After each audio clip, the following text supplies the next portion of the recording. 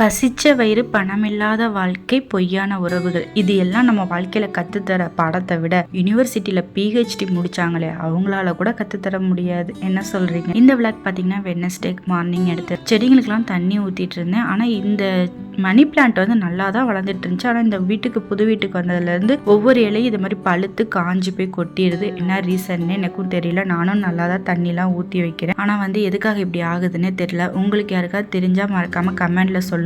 நான் அந்த மாதிரி வந்து மெயின்டைன் பண்ணிக்கிறேன். எனக்கு வந்து அந்த அளவுக்கு பிளான்ட்ஸ்லாம் மெயின்டைன் பண்ண தெரியாது. ஏதோ குத்து மதிப்பாக வச்சேன், அதுவும் வளர்ந்துச்சு. ஆனால் இப்போ வந்து எல்லா இலையும் கொட்டி போகிறது பார்க்குறதுக்கு கஷ்டமாக இருக்குது. சஃபிகுட்டி செடியுமே நல்லா வளர்ந்துருச்சு. அதுக்கும் பார்ட்ஸ் வாங்கிட்டு வந்தேன். ஆனால் இன்னும் அதில் மாற்றி வைக்கல. அவங்க வந்து ஸ்கூல் லீவ் டைமில் அவங்களே மாற்றி வச்சுக்கிறேன்னால வெயிட்டிங்கில் வச்சுருக்கேன். அன்றைக்கி வந்து மாவுமே கொஞ்சம் அரைக்க வேண்டிய வேலை இருந்துச்சு. காலையிலே மாவு அரைச்சி எடுத்து வச்சுட்டு அன்றைக்கி டிமார்ட் போயிருக்கப்போ இந்த சீனரி ஃபோட்டோஸ் வாங்கிட்டு வந்தேன். அதையுமே ஆணி அடித்து மாட்டி வச்சுட்டு கொஞ்சம் ஸ்டிக்கர்ஸ்லாம் ஒட்ட வேண்டிய இருந்துச்சு. அதையும் ஒட்டிகிட்டு இருந்தேன்.